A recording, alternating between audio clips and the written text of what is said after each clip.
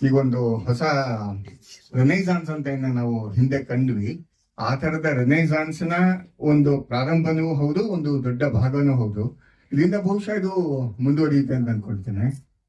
ನಮ್ಮ ಏನ್ ನಾವು ಕಳ್ಕೊಳ್ತಾ ಇದೀವಿ ಅದನ್ನ ಬಹಳ ಅದ್ಭುತವಾಗಿ ನಾವು ಮತ್ತೆ ಪಡ್ಕೊಳ್ಳೋ ದಾರಿನಲ್ಲಿ ಸಾಗೋದಕ್ಕೆ ಬಹಳ ದೊಡ್ಡ ಒಂದು ಪ್ರವೇಶವನ್ನ ಮೇಡಮ್ ಅವರು ಆಮೇಲೆ ಸುಚೇಂದ್ರ ಪ್ರಸಾದ್ ಅವರು ಒದಗಿಸಿದ್ದಾರೆ. ತಾಂತ್ರಿಕವಾಗಿಯೂ ಅದ್ಭುತವಾಗಿದೆ, ಬಹಳ ಅದ್ಭುತವಾಗಿದೆ. ಬಹಳ ವೈಜ್ಞಾನಿಕವಾದಂತ ಅನೇಕ ಅಂಶಗಳನ್ನು ತಗೊಂಡಿದ್ದಾರೆ. ಆಯುರ್ವೇದದ ಒಂದು ಗ್ರಂಥದಲ್ಲಿ ಇದು ಹೃದಯದ ಒಂದು ಪರಿಕಲ್ಪನೆ ಮೊದಲು ಅದರಲ್ಲಿ ಬಂದಿರೋದು. ಯಾಕೆಂದ್ರೆ ಆಧುನಿಕ ವೈದ್ಯದಲ್ಲಿ ಹೃದಯದ ಪರಿಕಲ್ಪನೆ ಬಂದಿದ್ದು ಕೇವಲ 500 ವರ್ಷದ ಹಿಂದೆ. ಅಲ್ಲಿ ತಲೆಕೆಳಗಾದಂತಹ ಒಂದು ಪದ್ಮದ ಮುಗ್ಗಿನಂತಿರುತ್ತೆ ಹೃದಯ ಅಂತ ಬಂದಿರೋದು ಅಲ್ಲಿ.